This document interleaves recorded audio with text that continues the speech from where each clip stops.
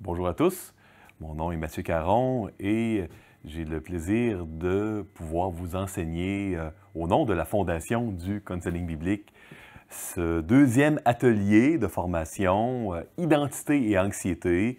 Donc peut-être que certains d'entre vous avez suivi l'atelier numéro 1, Introduction au Counseling biblique. Honnêtement, si ce n'est pas le cas, je vous encourage à le faire. Dans la matière que je vais avoir la joie de vous présenter, j'assume que les étudiants ont l'ABC du counseling biblique qui a été présenté dans ce premier atelier de formation. Il y a également un troisième atelier de formation qui s'appelle Sexualité, doute et compassion, qui sera présenté un peu plus tard. Et au module 9, il me fera plaisir de vous présenter les équivalences, les passerelles pour ceux et celles qui aimeraient suivre des cours de la Fondation, que ce soit des cours pouvant déboucher sur un certificat, un bac ou une licence en Europe, une maîtrise ou un master en Europe. Donc, peut-être un mot ou deux de définition et d'historique pour rafraîchir la mémoire. Donc, le counseling biblique, qu'est-ce que c'est? C'est tout simplement la discipline en théologie qui s'intéresse à appliquer la parole de Dieu à la vie de tous les jours, à connecter la parole de Dieu à une situation donnée. J'aime dire aux gens que le counseling biblique, c'est un peu comme si on a un casse-tête avec les morceaux qui sont un peu mélangés. Et puis la Bible, c'est un outil, un plan, bon, l'analogie est imparfaite, qui nous permet de remettre les morceaux au bon endroit puis de la bonne manière. Pourquoi maintenant ce terme counseling biblique-là, pourquoi l'utilise-t-on de préférence à d'autres termes? On a parlé dans l'histoire de l'Église de la cure d'âme, on a parlé de la relation d'aide, etc. Et je présente l'historique du mot counseling biblique qui date des années, 1970 à peu près. Je trace cet historique dans l'atelier, Introduction au counseling biblique. C'est une étiquette que l'on a utilisée pour toute application, connexion de la parole de Dieu, où on cherche à conserver la richesse de la parole et à ne pas être simpliste. Le module le plus important, à mon opinion personnelle, des 9 modules que je vais vous présenter dans Identité et anxiété, c'est définitivement le module 1, de loin. J'ai eu l'idée de commencer par le plus important parce que je suis très conscient qu'il y a des gens qui vont peut-être commencer et ne pas terminer les vidéos. Donc, je me suis dit, s'il y avait une chose particulièrement importante à savoir, à connaître, c'est la théologie de l'identité. Donc, le module 1, c'est le module qui va être le plus long des 9. Les modules sont plutôt courts, sont relativement pratiques. Le module 1 est un peu plus long.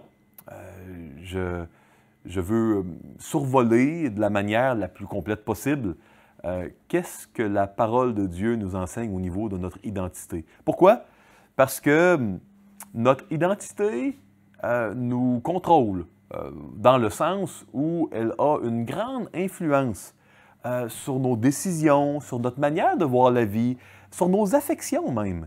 Notre identité a une influence qui est phénoménale, qui est très, très grande sur nous-mêmes et sur nos proches, dans nos relations également. Pour moi, je constate avec l'expérience dans le counseling biblique que une saine compréhension biblique de notre identité, c'est la clé qui permet d'éviter un très grand nombre de problèmes. Je vais donc, avec beaucoup d'intérêt, parce que je ne me lasse pas de parler de l'identité, vous exposer les grands principes fondamentaux bibliques sur la théologie de l'identité. Je vais vous parler de certaines implications d'une bonne ou d'une mauvaise identité. Et quand on va avoir la joie de d'enseigner le troisième atelier de formation, donc sexualité, doute et compassion. Je vais continuer à faire application de ce que nous allons discuter dans le module 1 ici. L'identité, c'est la base de bien des choses en counseling biblique et dans la vie en général. Avant d'aller plus loin, même si je ne vous vois pas, pour plusieurs, je ne vous connais pas, permettez-moi de prier pour vous. Je crois dans la puissance de la prière. Je crois que nos prières transcendent les limites géographiques et les limites également du temps. Donc, permettez-moi de prier pour vous. Seigneur Dieu, je te demande de bénir tous les étudiants, toutes les étudiantes qui vont suivre cet atelier de formation. Je te demande de permettre que ces réflexions, ces enseignements qui sont incomplets, imparfaits, mais qui contiennent des textes de ta parole. Ma prière, Seigneur, c'est que ces enseignements ne soient pas stériles dans le cœur de mes auditeurs, de mes auditrices. Ma prière, Seigneur, c'est que tu puisses encourager, consoler, fortifier, faire beaucoup de bien dans la vie, dans les relations des gens qui écoutent cet atelier de formation. Oui, bénis, Seigneur. Et c'est dans le nom de Christ que je te remets humblement ces requêtes. Amen. Donc, la théologie de l'identité, c'est certainement quelque chose qui est étudié dans les cours d'anthropologie biblique. Peut-être avez-vous étudié dans une école biblique et l'anthropologie, c'est la doctrine de l'homme telle que présentée, telle que comprise dans les Saintes Écritures. L'identité, c'est une portion de l'anthropologie. Dans l'anthropologie biblique, on parle de l'humain, de l'être humain, homme au sens générique, hommes et femmes, de l'humain en général, et de comment la race humaine est distincte de toutes les autres races animales. Il n'y a pas des races pour les humains dans la Bible, il y a une race, la race humaine, peu importe la couleur de notre peau, et les autres races, ce sont les oiseaux, les insectes, les autres animaux. Cette race humaine, elle est porteuse de l'image de Dieu et on en a parlé, cela, dans le cours d'introduction au counseling biblique, l'implication pour la race humaine de porter l'image de Dieu en elle. Maintenant, quelle est notre essence, personnellement, comme individu? Oui, nous portons l'image de Dieu. Oui, chaque être humain a une empreinte de l'image de Dieu, une empreinte unique et distincte.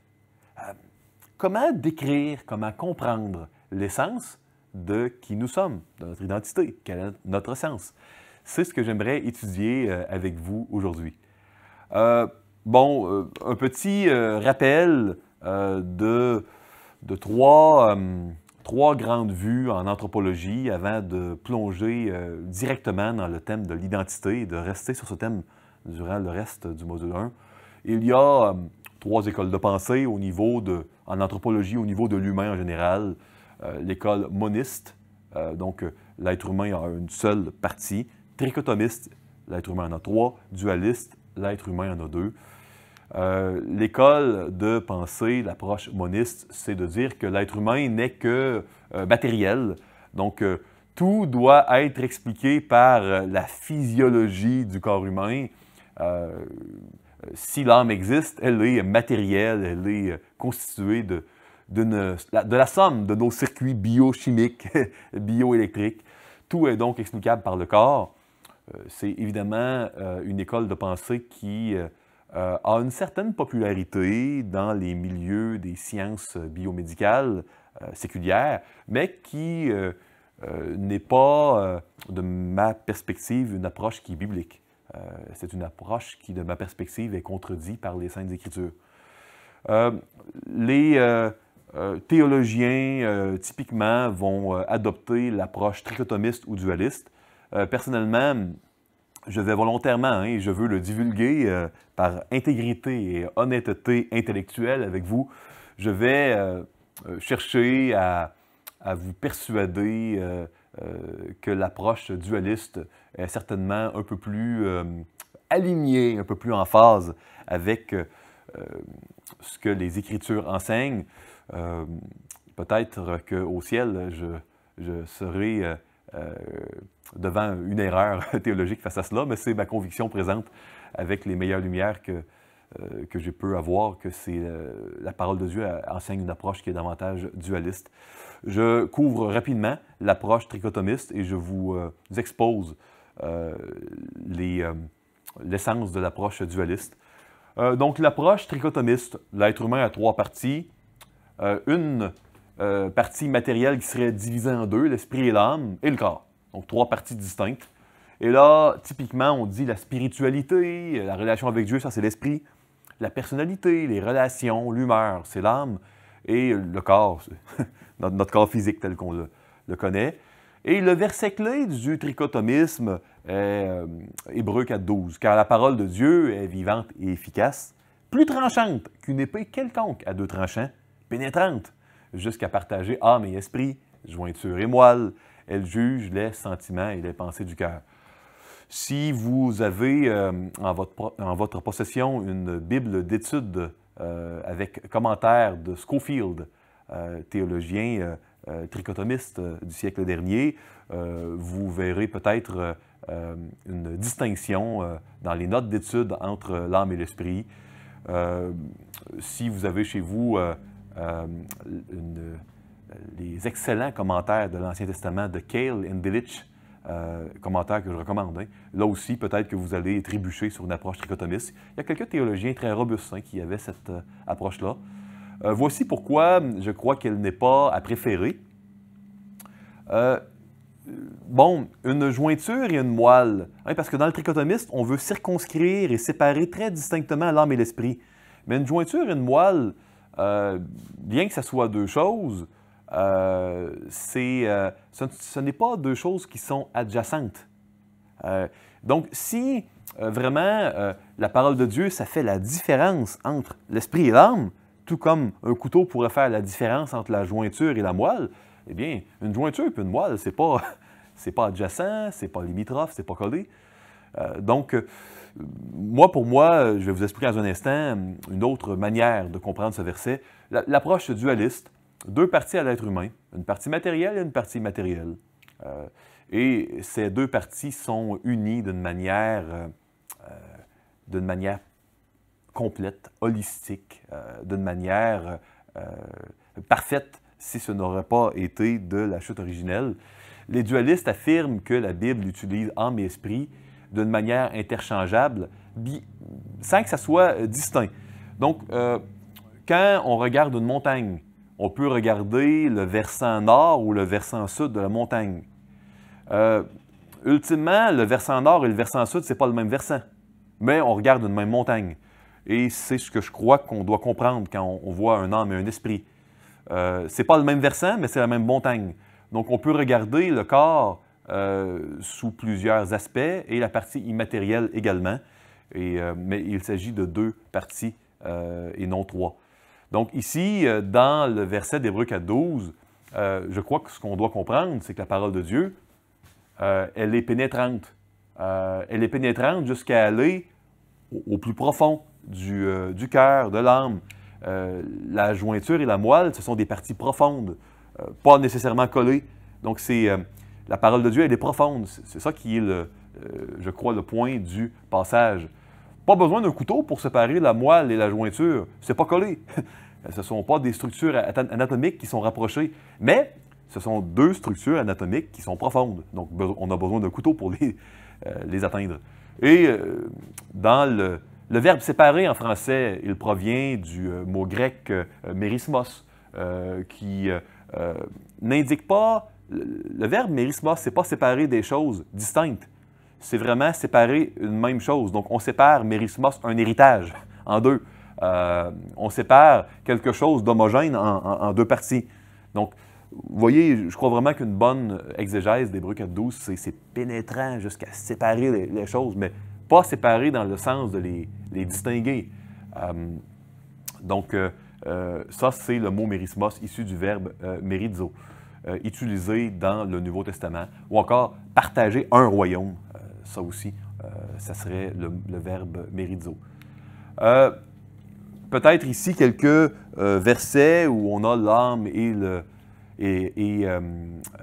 corps et l'esprit. Donc, vous allez voir, je crois que ces mots sont utilisés d'une manière interchangeable dans la Bible. Matthieu 10, 28. Ne craignez pas ceux qui tuent le corps et qui ne peuvent tuer l'âme. Donc, pas craindre les brigands, les bandits. Craignez plutôt celui qui peut faire périr l'âme et le corps dans la géhenne. Donc, voyez-vous, Dieu a le pouvoir sur notre partie matérielle et immatérielle. 1 Corinthiens 7, 34. Il y a de même une différence entre la femme et la vierge. Celle qui n'est pas mariée s'inquiète des choses du Seigneur, afin d'être sainte de corps et d'esprit. Et celle qui est mariée s'inquiète des choses du monde, des moyens de plaire à son mari.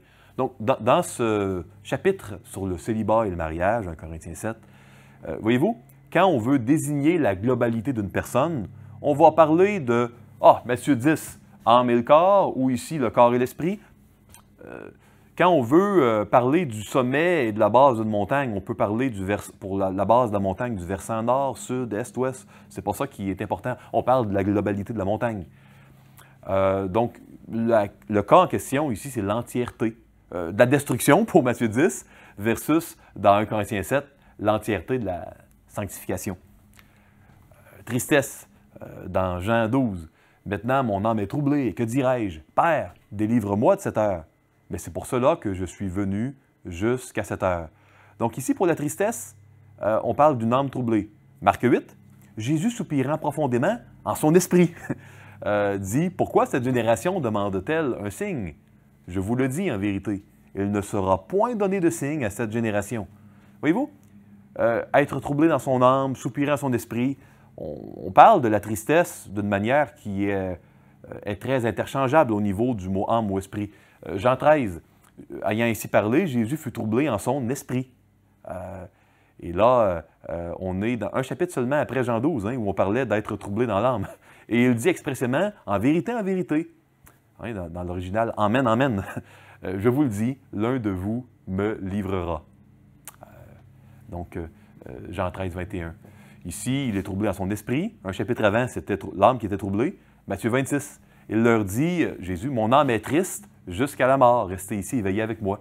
Vous voyez, je crois, l'interchangeabilité des mots, l'utilisation des mots âme et esprit dans les Écritures nous montre vraiment, je crois, qu'il ne s'agit pas de deux parties distinctes, mais de différents versants d'une même réalité. Donc, mais pas le même versant, ça c'est certain. La joie, mon âme sera rassasiée comme de mets gras et succulents. Et avec des cris de joie sur les lèvres, ma bouche te célébrera. Pour la joie, on parle d'un âme qui est rassasié. Psaume 51, rends-moi la joie de ton salut et qu'un esprit de bonne volonté me soutienne. On exprime la joie, tout comme la tristesse, avec âme ou esprit. Dévotion, Acte 4, 32. La multitude de ceux qui avaient cru n'était qu'un cœur et qu'une âme. Nul ne disait que ses biens lui appartenaient en propre, mais tout était commun entre eux. Et Marc 12, 30. Et tu aimeras le Seigneur, ton Dieu, de tout ton cœur, de toute ton âme, de toute ta pensée et de toute ta force. Voyez-vous, on ne parle pas du corps ici. Et là, si on voulait vraiment voir des parties distinctes, on aurait 4 parties ici. Parce que là, on ne parle pas uniquement de l'âme et de l'esprit. On rajoute le cœur et la pensée. Vous voyez? Donc, on peut aimer Dieu avec l'esprit, l'âme, le cœur, la pensée, la force. On pourrait rajouter le corps. La force, évidemment, réfère à la partie matérielle. Aimer avec notre corps ou nos membres ou notre force, ça fait référence au matériel. Tandis que cœur, âme, pensée, esprit fait référence à notre partie matérielle. Donc, ça, c'était l'argumentaire que je voulais vous présenter au niveau macro, au niveau anthropologie, parce que avant de discuter de quelle est mon essence individuelle, qu'est-ce qui me définit, qui suis-je bibliquement, il convenait de parler un peu, oui, de cette image de Dieu dont tous les êtres humains sont porteurs. Et référez-vous à la discussion que nous avions eue dans l'introduction au counseling biblique. Les chrétiens, comme les gens qui ne sont pas chrétiens, sont porteurs de cette image de Dieu. C'est le propre de la race humaine. Et chrétiens, tout comme non-chrétiens, la chute originelle a briser l'expression de cette image de Dieu. La chute originelle dont tous les humains sont touchés. Sauf, évidemment, Christ qui, lui, n'était pas pécheur, hein, le seul être humain qui n'était pas pécheur, malgré son humanité. Quand on parle de personnalité, il ne faut pas voir un synonyme d'identité. Donc, la personnalité va parfois être appelée le caractère ou les tempéraments. Ça dépend vraiment des définitions que les gens veulent donner aux mots. La personnalité, c'est la description de ce qu'une personne exprime. On pourrait dire que la personnalité est une forme d'expression de notre identité, une expression de notre individualité. Et il y a des termes, des étiquettes dans le langage commun. Parfois, on fait référence à être flegmatique. Là, on définit d'une manière qui peut être plus ou moins différente d'un individu à l'autre. Qu'est-ce que le mot flegmatique veut dire? Ce n'est pas un mot dans la Bible. Donc, la définition de quelqu'un vaut la définition d'une autre personne. Être colérique, sanguin, ce sont toutes des étiquettes qui ne sont pas présentes dans les Écritures. Donc, ce sont des descriptions comportementales qui vont avoir un lien avec la manière ordinaire, habituelle dont une personne va agir et réagir. À ne pas confondre avec l'identité. La personnalité, c'est quelque chose que nous étudions pour ceux qui veulent faire les cours de la Fondation du Counseling. Nous avons 2 cours appelés Personnalité humaine 1 et 2, où nous allons vraiment en profondeur, d'une manière beaucoup plus soutenue, étudier le concept biblique de la personnalité et la manière également d'utiliser des évaluations psychométriques professionnelles d'une manière à ne pas pervertir ou être décalé avec la doctrine biblique. Maintenant, peut-être une équation générale. La personnalité, on pourrait dire que c'est le caractère, et ici, je vais définir le caractère comme l'ADN, le bagage génétique de quelqu'un. Oui, ça va paraître hein, dans notre comportement et dans notre manière d'agir et de réagir, notre bagage génétique. On connaît les impacts héréditaires de bien des choses qui vont paraître au niveau de notre humeur et de notre comportement. Donc ça, habituellement, à moins que vous soyez exposé à de dangereuses radiations suite à un accident nucléaire quelconque, votre bagage génétique, il n'est pas supposé varier, hein? Il est supposé être le même toute votre vie. Pour le Québec, plusieurs psychiatres, plusieurs médecins vont aimer le terme caractère pour décrire le bagage génétique. Ici, au Québec, les psychologues vont plutôt utiliser le terme caractère comme synonyme de tempérament ou de personnalité. Ça dépend vraiment à quelle corporation professionnelle on appartient pour savoir comment on utilisera là, le terme. En Europe, je sais également que le caractère n'est habituellement pas utilisé pour désigner le bagage génétique. Donc, les étiquettes ne sont pas importantes ici. Les influences. Notre environnement a une importance par rapport à notre personnalité. Si nous évoluons dans un milieu très, très violent, où la seule manière de communiquer normale, c'est de crier les uns après les autres, certainement, ce sera une influence qui va avoir un impact sur la manière dont nous agissons, réagissons sur notre personnalité. Donc ça, nos influences, c'est en constante variation. Il y a également nos influences passées, mais nos présentes. Donc, vous avez compris à ce point-ci que le caractère, il ne change pas, mais le reste, c'est très dynamique. Donc, notre personnalité, elle va changer. Certainement, elle va se cristalliser un peu aux alentours de 18, 19, 20, 21 ans, mais elle va continuer à changer. Ça, c'est certain. Les péchés, nos péchés passés, nous en sommes conscients, hein, ont une influence. Paul était capable de dire qu'il rougissait toujours. Pourtant, il savait qu'il n'était plus sous la condamnation, qu'il était pardonné, mais il rougissait en pensant à ses péchés passés. Donc, ici, il y a certainement une influence face aux péchés que nous avons commis, passé et présent. Si un homme ou une femme a tué un grand nombre de personnes, ce péché de meurtre répété aura une influence. l'action du Saint-Esprit dans le passé et dans le présent, ça aussi.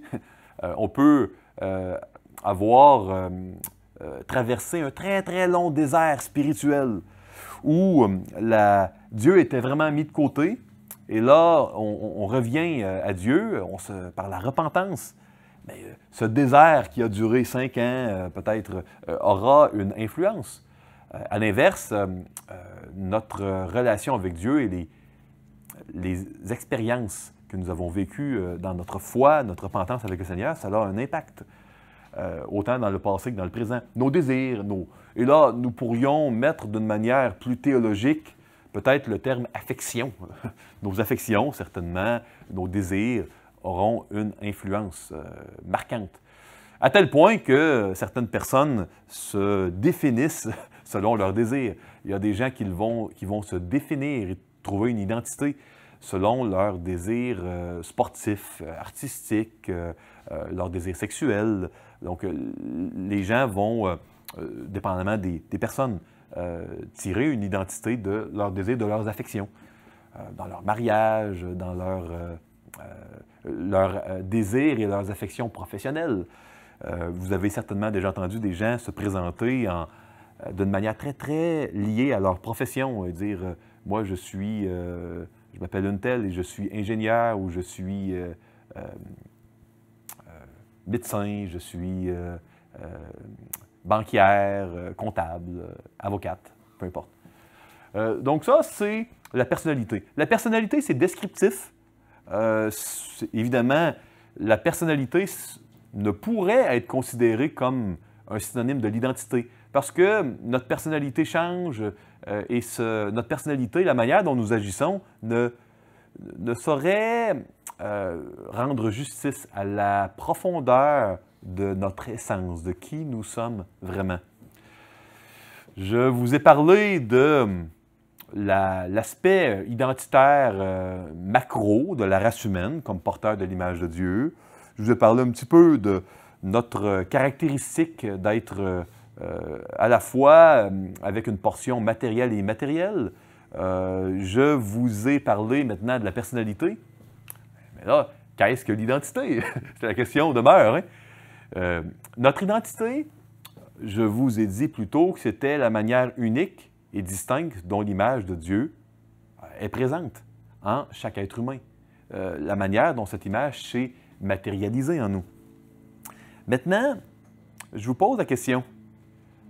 Est-ce qu'il y a un changement identitaire lors de la conversion chrétienne? Parce que l'empreinte de l'image de Dieu, elle est présente autant chez les croyants que les non-croyants. Et la plupart des chrétiens évangéliques que je connaisse mentionnent qu'il y a un changement d'identité lors de la conversion chrétienne. Parfois, 2 Corinthiens 5,17 va être cité. Hein, si quelqu'un est en Christ, il est une nouvelle créature. Les choses anciennes sont passées. Voici, toutes choses sont devenues nouvelles. Moi, je vous pose la question. Si Paul dit aux Corinthiens que quand nous sommes en Christ, nous sommes une nouvelle créature ou une nouvelle création, selon les versions, et que tout est changé, ça semble faire référence certainement à un changement d'identité, un changement d'essence.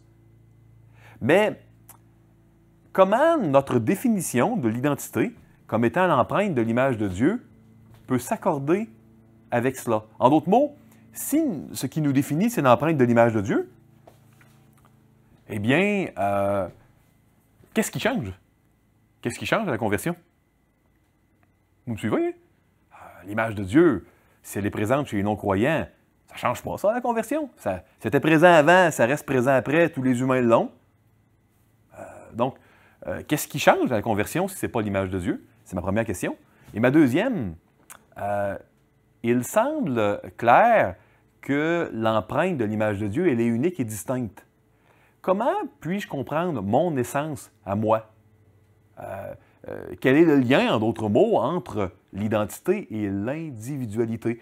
Et là, je définis le mot individualité comme ce qui me distingue des autres, ce qui est propre à moi et différent chez d'autres. Comment comprendre ces concepts? C'est un peu abstrait, cette discussion, mais restez des nôtres. je crois qu'elle est très importante pour une très grande quantité de discussions et de considérations pratiques qui vont suivre, non seulement dans les modules qui vont suivre, mais dans le prochain atelier Sexualité, doute et compassion. Donc, quelle est la relation entre individualité et identité? Eh bien, moi, je crois qu'après la conversion, l'individualité n'est certainement pas égale. Hein, j'ai mis le terme mathématique n'égale pas ici à l'identité.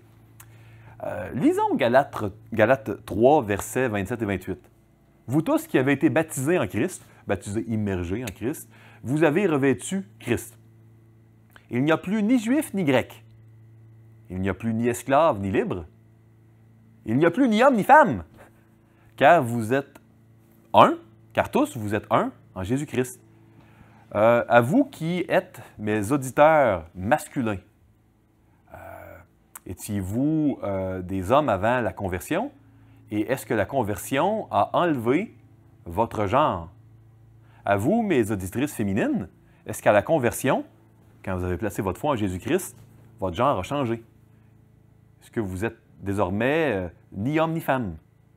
À vous qui êtes français, québécois, suisse, belge, peu importe votre nationalité, vous qui êtes canadien, français, la province du Québec, est-ce que vous êtes toujours, après votre conversion chrétienne, canadien? Est-ce que votre passeport s'est désintégré? Est-ce que votre inscription au registre canadien a été supprimée? Si vous êtes français, êtes-vous toujours français? Si vous êtes suisse, êtes-vous toujours suisse? La plupart des auditeurs et auditrices diraient oui, ça n'a pas changé. Hein? Qu'est-ce que Paul veut dire? Esclave libre, ça c'est le statut socio-économique de l'époque. Est-ce que notre emploi ou notre compte bancaire change à la conversion? Je crois que vous serez tous et toutes d'accord avec moi que nos caractéristiques individuelles ne sont pas supprimées à la conversion. Donc, qu'est-ce que Paul veut dire? Si nos caractéristiques individuelles ne sont pas supprimées quand nous sommes baptisés en Christ, quand nous devenons en Christ chrétiens, si ce n'est pas supprimé, qu'est-ce qu'il veut dire quand il dit qu'il n'y a plus ni juif, ni grec, ni homme, ni femme? Je crois que ce que l'on doit comprendre, c'est que soudainement, ces éléments identitaires, ces éléments qui étaient identitaires avant la conversion, ne le sont plus après la conversion. Ne le sont plus d'une manière qui est significative, d'une manière qui est majeure. Avant la conversion, oui, on a l'image de Dieu, et après la conversion aussi. Mais outre cette image de Dieu, qu'est-ce qui nous distingue, qu'est-ce qui nous donne une identité? Ah, notre genre, notre citoyenneté, notre statut socio-économique. Ça, c'est des éléments identitaires avant la conversion. Et Paul, il dit, après la conversion, là, ces éléments d'individualité, soudainement, ne sont plus des éléments identitaires majeurs. Ils ne sont pas supprimés, mais ils sont négligeables. Vous savez, si vous prenez quelques grammes de sel, 5 grammes de sel, et vous les jetez dans l'océan Atlantique, qui contient une quantité phénoménale de sel, est-ce que la composition et l'essence de l'océan Atlantique a changé depuis que vous avez jeté 5 grammes de sel? D'un point de vue absolu, oui, il y a 5 grammes de sel de plus, mais nous serons tous et toutes d'accord que c'est assez négligeable. Ultimement, là, il n'y a absolument rien de changé. Et moi, ce que je veux vous dire, c'est quand Christ vient en vous, et le changement est tellement grand qu'être un homme ou une femme, juif ou grec, esclave ou libre, devient un élément identitaire complètement négligeable en comparaison de la gloire infinie de l'union avec Christ en nous. Continuons cette discussion. Nous sommes au cœur ici, quand je vous parle de l'union avec Christ, d'une théologie biblique de l'identité. La Bible nous dit que pour vraiment croire en Jésus et devenir son disciple, il faut mourir pour ensuite naître de nouveau.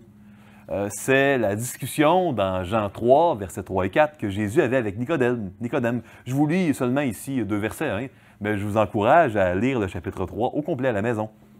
Jésus lui répondit, en vérité, hein, amen, amen, dans l'original, je te le dis, si un homme ne naît de nouveau, il ne peut voir le royaume de Dieu. Nicodème lui dit, comment un homme peut-il naître quand il est vieux? Peut-il rentrer dans le sein de sa mère et naître? Et puis, bon, là, la discussion continue et Jésus enseigne comment il doit y avoir une nouvelle naissance. Comment il doit y avoir un changement profond de notre essence, de notre, pas le comportement, bien plus profond que cela. Notre identité doit changer. D'une manière aussi radicale que la parole de Dieu l'exprime en parlant de mort et de résurrection. De mort et de nouvelle naissance. C'est ce que la parole de Dieu enseigne. Je vous lis un verset, en fait un texte, un ensemble de versets très intéressant. En effet, si nous sommes devenus une même plante avec lui, par la conformité à sa mort, nous le serons aussi par la conformité à sa résurrection. Ici, au lieu d'appeler une nouvelle naissance, on parle d'une résurrection. Sachant que notre vieil homme a été crucifié avec lui, afin que le corps du péché fût détruit, pour que nous ne soyons plus esclaves du péché. Car celui qui est mort est libre du péché. Mort à quoi? Mort à lui-même. Or, si nous sommes morts avec Christ, nous croyons que nous vivrons aussi avec lui, sachant que Christ, ressuscité des morts, ne meurt plus. La mort n'a plus de pouvoir sur lui. Donc, ici, qu'est-ce que Paul veut dire quand il dit que nous sommes devenus une même plante? Ici, on a les mots grecs sum, phutoi, gegonamen. Ça, c'est vraiment sum, avec la plante. Hein, nous devenons, gegonamen, sum avec la même plante. On est vraiment associés ensemble dans une même expérience. La parole de Dieu enseigne que notre moi, notre essence identitaire et individuelle, lors de la conversion chrétienne, elle est morte. Elle est complètement détruite. Et il y a résurrection ou nouvelle naissance. Christ vient en nous et il y a malheureusement une certaine inertie. Vous savez, vous avez peut-être déjà vu les petites boules de Newton, hein, où on fait bouger une boule et là, il y a un mouvement qui va durer 30 secondes, 1 minute. Pourtant, il n'y a plus aucune force qui est exercée par une personne sur les petites billes de métal. Peut-être que vous avez déjà poussé un enfant dans une balançoire. Et là, vous donnez une bonne poussée et vous retirez. Et là, vous voyez que la balançoire continue à bouger. Elle bouge par inertie. La force continue à avoir un effet, même après que le contact avec la balançoire est cessé. C'est un peu ce qui se produit avec le péché. Le moi, appelé vieil homme, l'ancienne âme immatérielle que nous avions avant la conversion, elle a été crucifiée complètement au passé. Mais il y a encore l'inertie d'ici à ce que nous soyons avec Christ, d'ici à ce que nous ayons notre corps glorifié. Il y a encore, durant notre vie ici-bas, une inertie et une propension à pécher, la présence du péché en nos membres, la chair, telle que nous l'avons décrite dans l'introduction au contenu biblique. Donc, il y a vraiment eu une mort chez un enfant de Dieu, de son âme, de son homme intérieur, et une résurrection qui est complétée. Nous n'avons pas eu, évidemment, la résurrection, la mort du corps. Si vous m'écoutez, vous n'êtes pas encore mort au niveau de votre corps, ni ressuscité, mais au niveau de votre âme, si vous êtes des enfants de Dieu, nés de nouveau, vous êtes morts et ressuscités au niveau de votre âme. Ça, c'est complété. Maintenant, ça se complexifie et le concept ici que je vais vous présenter est probablement le concept le plus difficile à comprendre pour les Occidentaux modernes de tous les 9 modules que je vais aborder avec vous aujourd'hui. Le moi, mon identité, mon essence, l'idée qu'elle soit constituée par mon union avec Christ. Ça, c'est très difficile parce qu'on n'a pas la pensée que notre identité et notre essence reposent sur notre relation avec quelqu'un. Donc, peut-être que on n'a aucune analogie facile, nous, en Occident moderne, pour comprendre ça, mais Dans l'Ancien Monde, c'était plus facile de comprendre une identité comme étant reliée à notre relation avec d'autres. Parce que dans l'Ancien Monde, notre famille était l'élément identitaire majeur dans notre vie, bien plus que notre apparence physique ou notre niveau socio-économique ou notre profession. Maintenant, la famille n'a plus une valeur identitaire qui est très, très importante en Occident moderne, la plupart du temps. Donc, le moi, la Bible enseigne que notre identité repose dans le fait d'être en Christ, que Christ soit en nous et nous en Christ. Et ça, c'est difficile à comprendre pour deux raisons. Et là, ici, j'ai cité, voici quelques très bons livres sur l'identité. Je cite ici Living Your Union with Christ de Grant McCaskill, un excellent livre sur l'identité que je vous recommande, qui n'est malheureusement pas traduit en français. Vous avez également un classique, Herman Ridderbos, le célèbre théologien néerlandais qui parle de l'identité chrétienne, spécialement dans les épîtres pauliniennes, dans ce livre. Ça, c'est excellent, hein? Je le recommande chaudement.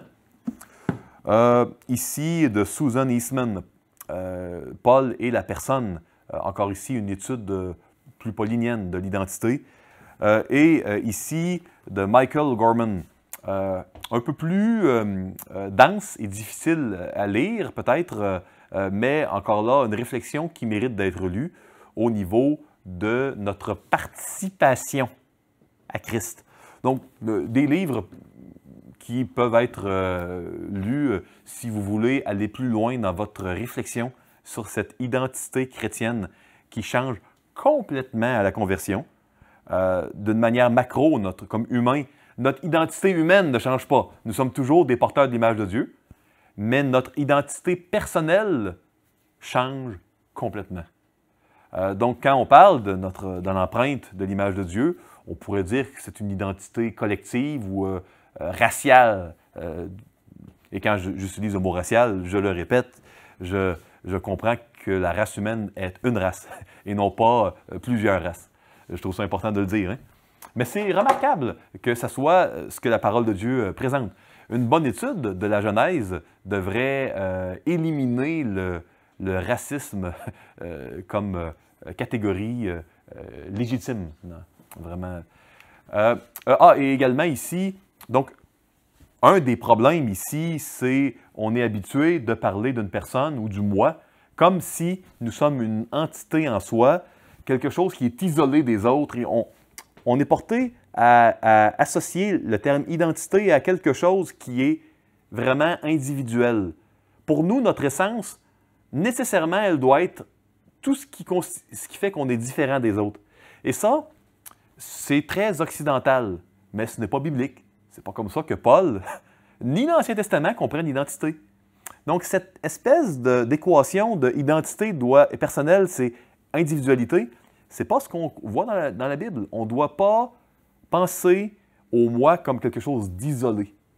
Deuxièmement, notre identité n'est pas uniquement formée par nos relations en général. Notre identité, elle est formée par une personne. Notre relation, notre union avec Christ nous donne la nouvelle identité à la conversion, une identité qui nous donne la vie éternelle, hein, ultimement. C'est pour ça que Jésus disait dans Jean 3 à Nicodème que pour aller dans le royaume des cieux, de Dieu, il faut naître de nouveau. On ne peut pas y aller avec notre ancienne identité. Ça prend une nouvelle identité pour y avoir accès. La conversion chrétienne change complètement qui nous sommes. Nous ne sommes pas une version améliorée. Oui, on pourrait dire que nous sommes une version infiniment améliorée, mais je préfère dire Dieu nous appelle à devenir quelqu'un d'autre, de complètement différent. Nous étions morts et nous sommes vivants. Nous sommes une nouvelle création entièrement différente de l'ancienne. Ça, c'est important. C'est très important de s'en souvenir et de se souvenir que l'inertie du péché, la chair, la propension à pécher, ne définit plus en rien qui nous sommes. Très, très important de s'en souvenir au niveau des implications pratiques. Quels sont les impacts de notre changement d'identité? Deux impacts majeurs, deux impacts formidables. Plus de condamnation et puis une puissance illimitée dans la sanctification progressive. ça remplit d'espoir. Permettez-moi d'aller plus loin et de vous expliquer. Plus de condamnation. Lisons Romains 7 ensemble. Car je ne sais pas ce que je fais, je ne fais point ce que je veux et je fais ce que je hais. Et or, si je fais ce que je ne veux pas, je reconnais par là que la loi est bonne. Et maintenant, ce n'est plus moi qui le fais, mais c'est le péché qui habite en moi. Ce qui est bon, je le sais, n'habite pas en moi, c'est-à-dire dans ma chair. J'ai la volonté, mais non le pouvoir de faire le bien.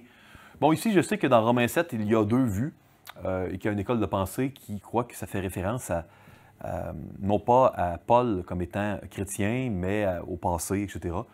Je crois pour un grand nombre de raisons exégétiques qu'il s'agit de Paul qui est converti, qui parle de son expérience, mais je reconnais qu'il y a une autre école de pensée valide ici. Donc, mais si vous voulez suivre mon raisonnement, vous devez comprendre quelle prémisse j'ai en vous présentant l'interprétation de ce texte. Donc, ici, Paul qui dit maintenant, ce n'est plus moi qui le fais, c'est le péché qui habite en moi. Ça, c'est intéressant parce que si vous avez un ami chrétien qui prend votre voiture et la détruit, ou la vole et la vend à quelqu'un d'autre, et il dit « Ah ben c'est pas moi, hein, c'est le péché qui habite en moi ». La plupart du temps, on sera en réaction, il dit « Ben non, il faut que tu prennes responsabilité, c'est toi ». Voyez-vous, Paul est très précis ici. Il est responsable des péchés qu'il commet, mais en même temps, il reconnaît que ce n'est pas son nouveau moi. L'ancien moi, il n'existe plus, il a été détruit, il a été crucifié avec Christ. Il ne reste qu'un moi dans Paul converti. Et ce moi-là, c'est Christ en lui. Donc, le péché qu'il fait, c'est plus lui qui le fait. C'est plus le Paul en Christ qui le fait. Et il n'y a plus l'ancien Paul sans Christ, il est mort. Donc, c'est l'inertie, il y a les péchés dans ses membres. Ah, il est responsable, mais il n'est plus condamnable. Je vais y revenir. La suite. Car je ne fais pas le bien que je veux, hein, et je fais le mal que je ne veux pas. Donc, il parle à la première personne, hein, il prend la responsabilité. Et si je fais ce que je ne veux pas, ce n'est plus moi qui le fais. C'est le péché qui habite en moi. Voyez-vous? Il prend la responsabilité, mais il dit, c'est plus moi. C'est plus moi c'est plus le moi en Christ. Le seul moi qui reste, c'est Paul en Christ. Je trouve donc en moi cette loi. Quand je veux faire le bien, le mal est attaché à moi. Mais ce n'est pas moi. Car je prends plaisir à la loi de Dieu selon l'homme intérieur. Mais je vois dans mes membres, hein, dans mon corps, en moi, une autre, puis je ne suis pas en train de dire que la chair ici, le péché, notre propension au péché, cette inertie, je ne suis pas en train de vous dire qu'elle n'agit que sur le corps, elle agit sur l'âme aussi, dans nos désirs, nos affections. Mais je vois dans mes membres une autre loi qui lutte contre la loi de mon entendement et qui me rend captif de la loi du péché qui est dans mes membres. Misérable que je suis, qui me délivrera du corps de cette mort? Grâce soit rendue à Dieu par Jésus-Christ, notre Seigneur. Ainsi donc, moi-même, je suis par l'entendement esclave de la loi de Dieu et je suis par la chair esclave de la loi du péché. Et là, le meilleur, parce que, évidemment, il n'y avait pas de verset et de chapitre au tout début, hein, cela a été rajouté. La conclusion de Romains 7, c'est Romains 8. Il n'y a donc maintenant aucune condamnation pour ceux qui sont en Jésus-Christ. Quel moi voulez-vous condamner? Quand l'ancien distinct de Christ a été détruit, crucifié, et que le seul moi qui demeure, c'est Christ en nous. On ne condamnera pas Christ? Il n'y a plus personne à condamner. Le seul moi qui demeure, c'est notre moi uni à Christ. Et il n'est plus condamnable. Donc, la beauté, c'est que quand on pêche, ces péchés sont contraires au vrai moi et il n'y a plus jamais de condamnation que le vrai moi peut avoir. Maintenant, la chose terrible, prenons dans 1 Corinthiens, quand Paul parle d'un croyant qui s'est uni à une prostituée, il dit, il unit à ce moment-là le corps de Christ. Oui, effectivement, quand on pêche, eh bien, on doit comprendre qu'on expose, d'une certaine manière, le seul moi que l'on a, en Christ, à un péché. C'est à ce sens-là où Paul pouvait dire qu'il y a quelqu'un qui a uni le corps de Christ à une prostituée. Et puis, c'est à ce sens-là où tous les chrétiens et les chrétiennes du monde peuvent dire que Christ a souffert personnellement et spécifiquement pour eux à la croix, en portant leurs péchés propres. Vous comprenez? Si nous sommes en Christ, si nous avons été unis en Christ dans sa mort et sa résurrection, il a porté alors nos péchés personnels, hein? Même si c'était avant notre naissance. Et là, ici, il y a une négation très forte en grec. Il n'y a plus aucune, même pas une, condamnation, un verdict de culpabilité condamnatoire, punitif pour ceux qui sont en Jésus-Christ. Oui, il y a de la discipline du Seigneur, mais elle n'est pas expiatrice. Il n'y a plus de besoin d'expiation. Notre agneau sans tache, le Seigneur, il a été immolé à notre place. Donc, parfois, le Seigneur va nous ramener, la discipline, c'est pour ramener dans le bon chemin, pas pour expier le péché. Vous qui êtes parents, j'imagine que les châtiments que vous donnez à vos enfants ne sont pas pour expier le péché, parce que vous ne pouvez pas. Il y a un seul agneau qui peut le faire, Jésus-Christ. C'est pour entraîner, guider l'enfant dans la bonne voie. C'est ce que le Seigneur fait avec nous, dans sa discipline. Vous savez, dans Romains 6,6, on voit encore là un verbe au passé, sachant que notre vieil homme a été crucifié avec lui, afin que le corps du péché fût détruit, pour que nous ne soyons plus esclaves du péché. Le moi, il est toujours en Christ. Il ne peut plus jamais être autrement. On ne peut pas perdre notre salut parce que notre identité, notre essence distincte de Christ, elle a été détruite et la seule qui nous reste, c'est celle qui est unie à Christ. Maintenant, je vous ai mentionné que non seulement ça enlève la condamnation, mais que ça nous donne une puissance illimitée dans la sanctification progressive. Qu'est-ce que je veux dire? Moi, je suis conseiller biblique. Je suis des gens qui luttent et j'essaie de les encourager, de les aider avec le péché toutes les semaines, pratiquement. Donc, et j'ai mes péchés avec lesquels je lutte. Quel est le problème identitaire dans la lutte contre le péché? De quelle manière une bonne identité est-elle la clé? Je vous l'ai mentionné. Je vous ai dit qu'une bonne identité, c'est la clé dans la lutte contre le péché. C'est très important. C'est vraiment le module le plus important de cet atelier. Je sais que ça peut être un peu mystérieux tout ça, hein, quand on parle de l'âme et de l'essence. Restez des nôtres. Donc, le problème, à mon avis, le plus grand, c'est que il est assumé que le moi est le principal agent de désobéissance ou d'obéissance. Et c'est vrai que la croissance spirituelle provient de Dieu, toujours. Puis on a besoin de son assistance. Je vous ai mentionné dans l'atelier d'introduction au counseling biblique que la sanctification progressive, c'est une coopération avec Dieu, où par la foi et la repentance, l'Esprit Saint nous fait grandir. Maintenant, l'affirmation qu'il n'y a plus aucun moi qui reste dans la vie chrétienne d'un point de vue identitaire est souvent oubliée. Le fait que notre ancien moi n'existe plus, c'est souvent oublié ou sous-estimé. Et bien souvent, on croit que on doit avoir une aide parce que notre moi pécheur est toujours là et on a besoin de l'aide de Dieu et on ne conçoit pas les choses comme étant en Christ. En fait, je vais vous donner un exercice. Lisez Éphésiens 1, Éphésiens 2, Colossiens. Et soulignez à chaque endroit que vous avez le mot en Christ. Si vous êtes capable de dire le verset en éliminant en Christ et que ça ne fait pas de différence pour vous dans le sens du verset, vous êtes peut-être en train de vous apercevoir que votre union avec Christ, elle est oubliée ou sous-estimée.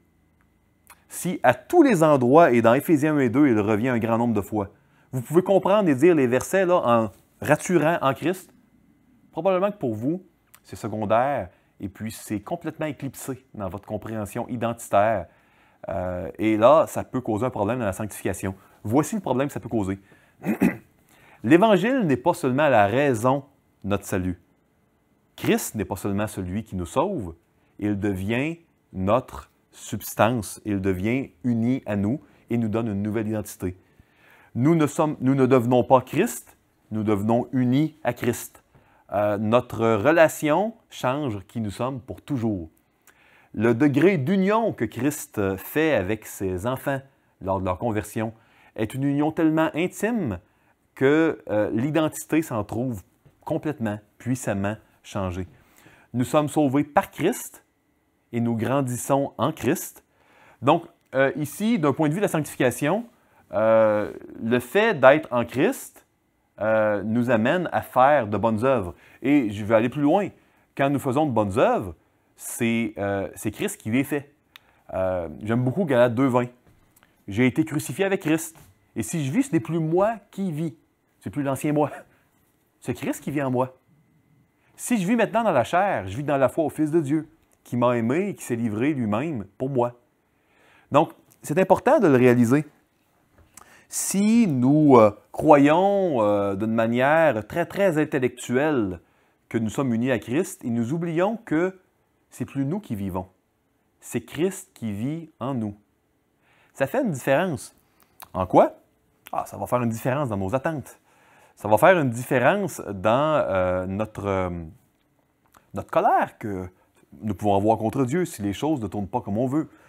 Quand la vie ne suit pas le cours que nous aurions voulu, au niveau de notre santé, au niveau de nos relations, au niveau de notre mariage, de nos enfants, de nos parents, de nos finances, quand les choses ne vont pas comme nous voulons,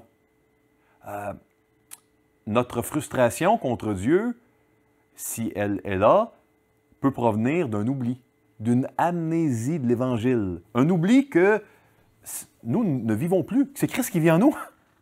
Et que celui qui vit en nous, il contrôle parfaitement tous les détails de notre vie. Il est souverain.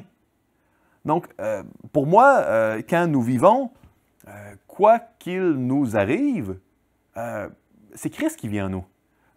Quand nous péchons, quand nous entretenons et cultivons de mauvaises affections, c'est le péché dans nos membres, ce n'est pas le vrai moi. Le vrai moi, il est crucifié avec Christ. Mais on doit constamment revisiter cette vérité et y croire. Vous savez, la Bible, ce n'est pas une liste de règlements que l'on doit lire pour les respecter. Nous devons croire l'Évangile tel qu'annoncé dans l'Ancien, dans le Nouveau Testament. Nous devons y croire pour que, ce faisant, dans notre vie, Christ soit visible et que Christ qui vit en moi soit manifeste dans ma vie. C'est en croyant par la foi que Christ vit en moi et est manifeste, que la réalité réelle dans mon âme intérieure sera manifestée et matérialisée. Une liste de règlements ne peut pas faire ça. Une prise de conscience, croire, ça peut faire la chose. Donc, les différences ne sont pas effacées, mais ne sont plus considérées comme des éléments identitaires importants. Être un homme, une femme, etc. À la conversion, nous sommes redéfinis, réidentifiés par notre incorporation en Christ. C'est la base de notre droiture que la droiture de Jésus qui nous est imputée. Donc ça, c'est très important. Lisez les exhortations de Paul aux Colossiens et vous verrez de quelle manière c'est aligné et en phase avec ce que je vous dis. Mais maintenant, renoncez à toutes ces choses, à la colère, à l'animosité, à la méchanceté, à la calomnie, aux paroles déshonnêtes, qui pourraient sortir de votre bouche. Ne mentez pas les uns aux autres, vous étant dépouillés du vieil homme. L'ancienne âme, l'ancien moi, distinct de Dieu, il n'est plus là, il est détruit, dépouillé. Et de ses œuvres. Et ayant revêtu l'homme nouveau, qui se renouvelle dans la connaissance. Donc, l'homme nouveau, c'est des bonnes habitudes. Comment ça se renouvelle? Selon l'image. L'image, celui qui l'a créé. Il n'y a ici ni grec, ni juif, ni circoncis, ni incirconcis, ni barbare, ni scythe, ni esclave, ni libre, mais Christ est tout et en tous.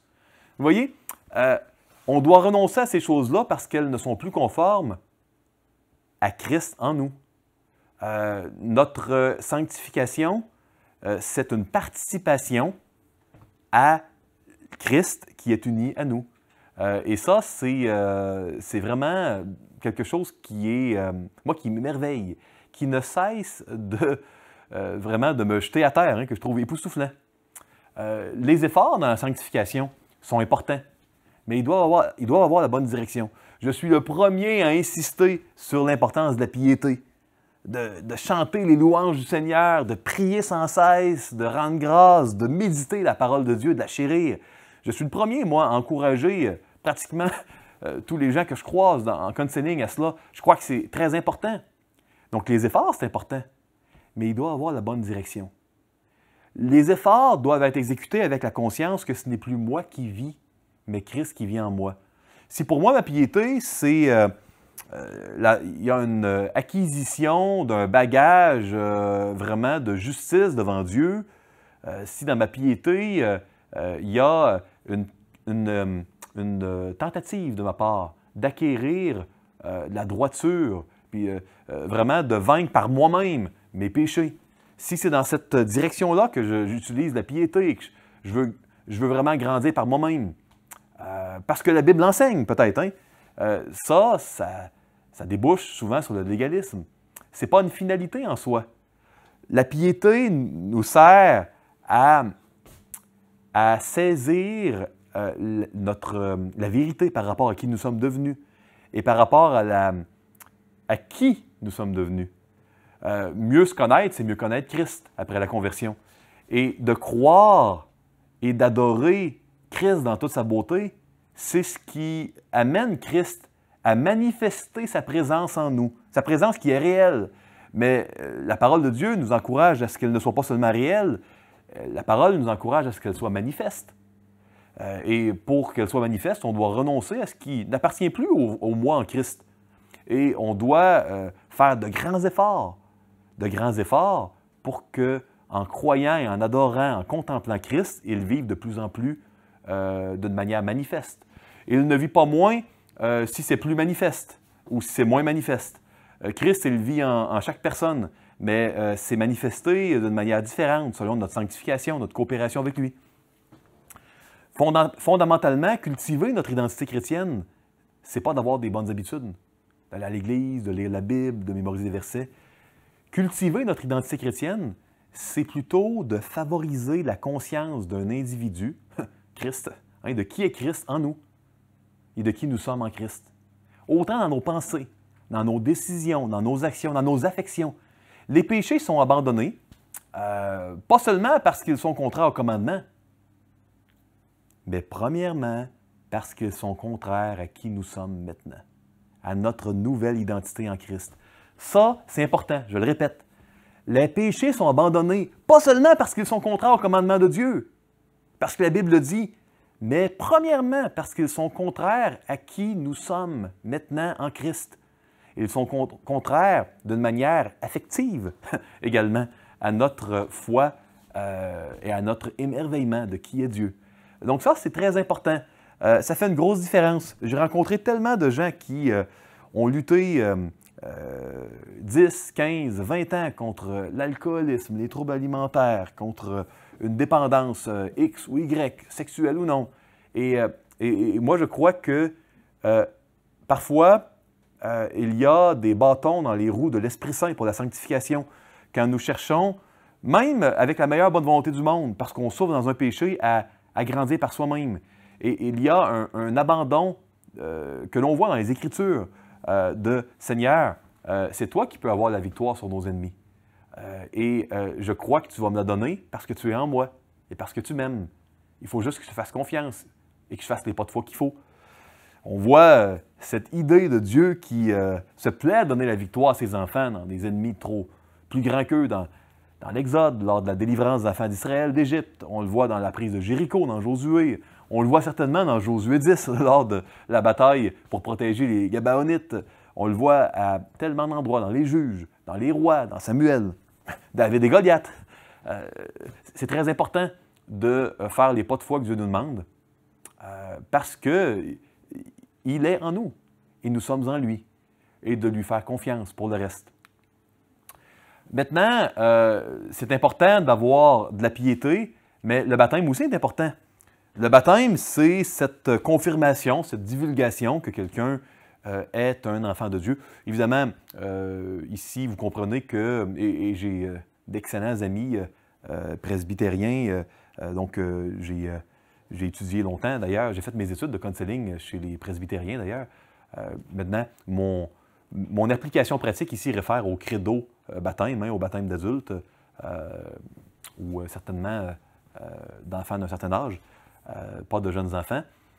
Donc ici, pour moi, le baptême, on est en train de dire aux gens, quand on rentre dans l'eau, Nous sommes morts à nous-mêmes. Il y a eu une mort identitaire. Et quand on sort de l'eau, on a une nouvelle identité. On est mort avec Christ et on est ressuscité en Christ. La Sainte Seine, qu'est-ce que c'est? Vous savez, la Sainte Seine, on est en train de se rappeler de quelque chose qu'on n'a jamais vécu. Mais ce n'est pas complètement vrai.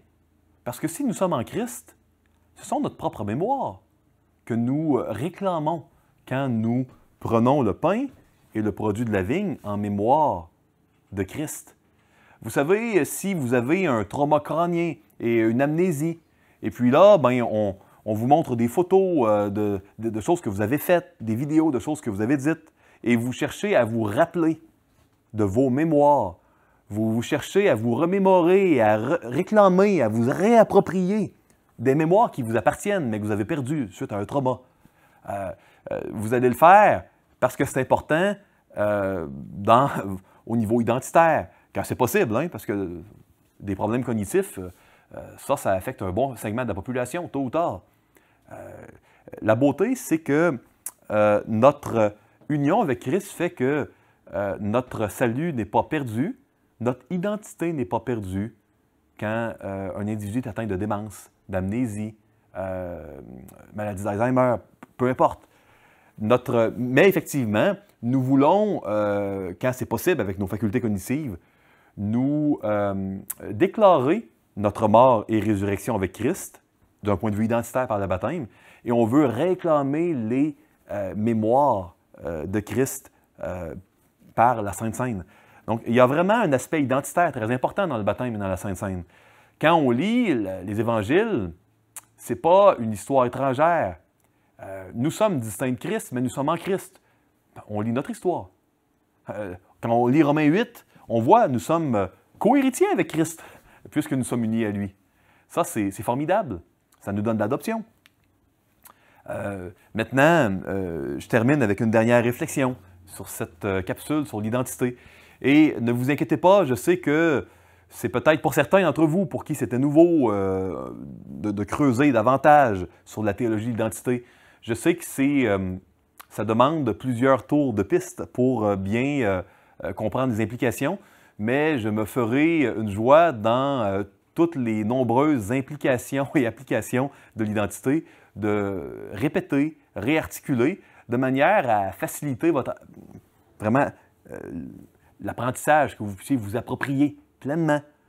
Premièrement pour vous et ensuite pour les autres. Cette identité en Christ que j'espère que tous mes auditeurs et auditrices ont reçu. Hein. Et s'il y a des gens ici qui suivent ce cours de counseling biblique et qui n'ont jamais mis leur foi en Jésus-Christ, qui n'ont jamais expérimenté la conversion chrétienne, je vous encourage vraiment de mettre votre foi en Jésus-Christ et de lui donner votre vie, de vous convertir au christianisme. Dans Matthieu 22, 37 à 39, il y a un scribe qui pose une question à Jésus. C'était dans un contexte de test où on veut tendre des pièges à Jésus. Et là, on demande le commandement le plus important de toute la loi. Et il y en avait des commandements pour les Juifs hein, dans la loi de Moïse. Il y en avait 613. Et là, on voulait certainement prendre Jésus en faute. Mais Jésus répond. Jésus lui répondit, « Tu aimeras le Seigneur ton Dieu de tout ton cœur, de toute ton âme et de toute ta pensée. » C'est le premier et le plus grand commandement. Et voici le second qui lui est semblable.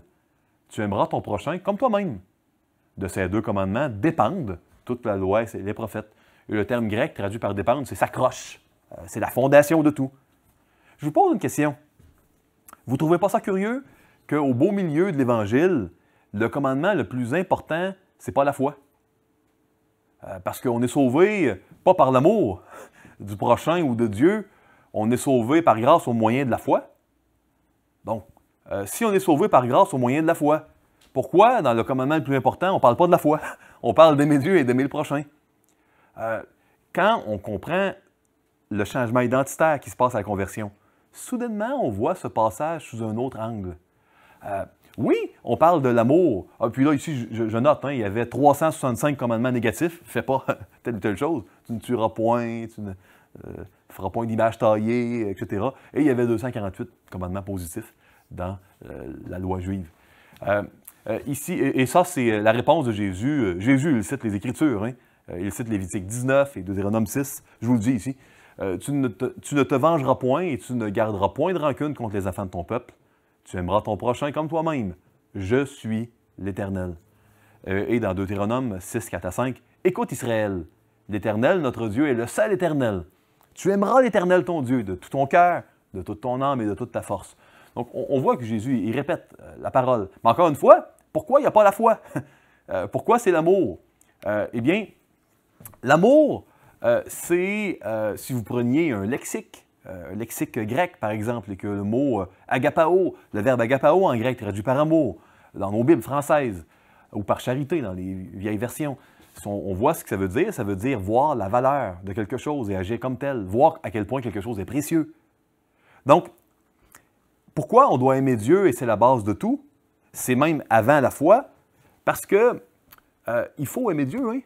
Il faut en voir de la valeur en Dieu pour être prêt à mourir à soi-même. Pour vraiment accepter que notre moi soit détruit et que notre nouvelle identité repose sur une résurrection, une nouvelle naissance qui est en Christ. Il faut vraiment voir comment c'est précieux, Christ, comment il est précieux. Vous savez, on peut apprécier des choses, mais au point de mourir à nous-mêmes et que cette personne-là devienne notre identité, il faut qu'on y voit une grande valeur, il faut qu'on l'aime beaucoup. Donc, si on aime Dieu au point de mourir à soi-même puis à devenir en Christ, on va aimer les autres êtres humains qui vont porter l'image de Dieu. Mais c'est pour ça que aimer Dieu, c'est le premier commandement. C'est le premier commandement parce qu'on ne peut pas naître de nouveau si on ne meurt pas à nous-mêmes. Et puis, pas question de naître de nouveau ou de ressusciter avec Christ, en Christ, si on n'a pas vu Christ comme ce qui est infiniment plus beau, plus bon, meilleur, plus juste que nous. Vous comprenez? L'amour, c'est une évaluation de la valeur infinie de quelqu'un, si on parle d'un amour infini, et c'est nécessaire. Il n'y a pas de véritable conversion sans mourir à soi-même et valoriser, chérir Christ par-dessus tout. Il y a le lien ici dans 1 Jean 4,8 entre aimer Dieu et aimer les autres. Celui qui n'aime pas n'a pas connu Dieu, car Dieu est amour. Donc ça, c'est vraiment intéressant parce que le focus dans Matthieu 22, 37 à 39 n'est pas sur mémoriser les commandements de la Bible, les faire comme une fin en soi. Le focus, c'est chérir Christ. Chérir Christ vraiment dans le sens de Jean 3, hein, où Christ a tellement de valeur qu'on a volontiers choisi de mourir à nous-mêmes. Quand je parle de choisir, je reconnais là quand même pleinement la régénération et la grâce irrésistible. Donc, je ne suis pas en train de dire que ce n'est pas là avant. Mais il y a tout de même, d'un point de vue affectif, après que l'Esprit Saint nous rende aptes et amène un changement affectif, il y a définitivement une appréciation énorme, un amour qui nous amène à aimer Dieu plus que nous. Et c'est très important de ne pas l'oublier.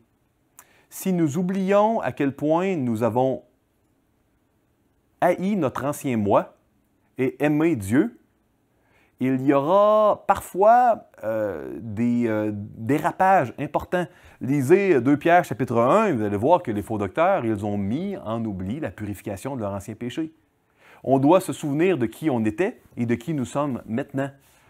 C'est plus facile de laisser le contrôle au Seigneur et de ne pas lui en vouloir quand nous souffrons, parce que les choses ne vont pas comme on voudrait. Ultimement, si nous sommes en Christ, notre focus n'est pas sur le contrôle de notre vie. C'est tout simplement de rendre Christ de plus en plus manifeste parce qu'il est l'identité que nous avons maintenant. Êtes-vous davantage préoccupé par ne pas faire le mal que par aimer Dieu? Si c'est le cas, le cœur tortueux qui malheureusement nous concerne tous, cette inertie, cette chair, ce principe du péché qui habite en nous, nous amènera à rationaliser les commandements bibliques et à pouvoir faire ce qu'on veut. Hein? C'est pour ça que la clé est d'aimer Dieu. C'est la seule bonne manière de ne pas déraper et de ne pas se mettre à rationaliser. Si on veut prendre la Bible et puis simplement se focuser mettre le focus et l'emphase sur obéir aux commandements, on va les distorsionner. Si on veut aimer Dieu, se rappelant que c'est par amour de Dieu qu'il y a eu conversion. Hein? Cet amour qui ne venait pas de nous, parce que nous étions morts spirituellement, qui a été donné par la régénération de l'Esprit Saint. Si on s'en souvient, dans notre vie chrétienne, ça nous amène à bien réagir et à porter du fruit dans l'épreuve. Dans la vie chrétienne, notre focus doit être sur chérir Christ plus que tout, bien plus que sur les commandements. Les commandements, on va vouloir les remplir, mais pour une raison et avec une saveur affective complètement différente. Si chérir Christ plus que toute autre personne, toute autre chose, et certainement plus que notre ancien moi, est la première chose dans notre vie. Jean Calvin disait « pécher, c'est haïr Dieu ». Il avait bien compris, Matthieu 22, il n'y a pas de doute. Jonathan Edwards disait, et je l'ai cité, je crois, dans l'autre atelier, hein, « Dans la tentation, un homme agit toujours selon ses affections les plus fortes à un moment donné. » C'est une balance affective qui est là. Et notre affection doit être alignée avec notre nouveau moi en Christ, pas avec les péchés qui sont dans nos membres, qui tirent leur origine de l'ancien moi qui a été crucifié avec Christ. Il ne faut pas retourner là. Hein? On ne perdra pas notre salut, mais il ne faut pas retourner dans un comportement qui n'amènera pas notre vrai moi en Christ à être manifeste dans notre vie. Car l'amour de Dieu consiste à garder ses commandements. Et ses commandements ne sont pas pénibles. 1 Jean 5,3. C'est ce qui constituait cette discussion, conversation. Bon, je suis peut-être un peu drôle d'appeler ça une conversation puisque je vous parle et que c'est un peu un monologue. Vous ne pouvez pas vraiment répondre, mais bon, vous comprenez ce que je veux dire. C'est ce qui conclut notre réflexion sur l'identité. Ma prière est que vous soyez grandement et puissamment encouragés par la réalité que, après la conversion, quels que soient les péchés et le désert spirituel que vous traversez, vous allez peut-être oublier qui vous êtes vraiment, mais il n'y a rien qui changera le moi en Christ qui constitue votre véritable identité. Et cette identité-là, elle n'est plus condamnable. Il n'y aura plus jamais de condamnation. Mais mon désir profond est que cette vérité biblique, robuste, puisse vous donner de l'espoir dans la lutte contre le péché qui doit caractériser nos vies. Mon désir est que cette vérité biblique non seulement vous donne espoir, mais vous donne beaucoup de joie et vous amène à chercher à obéir à Dieu avec une saveur plus joyeuse et plus légère, une saveur exempte de culpabilité. De tristesse parfois, mais pas de culpabilité quand il y a péché. Que Dieu vous bénisse et on se revoit pour le module numéro 2.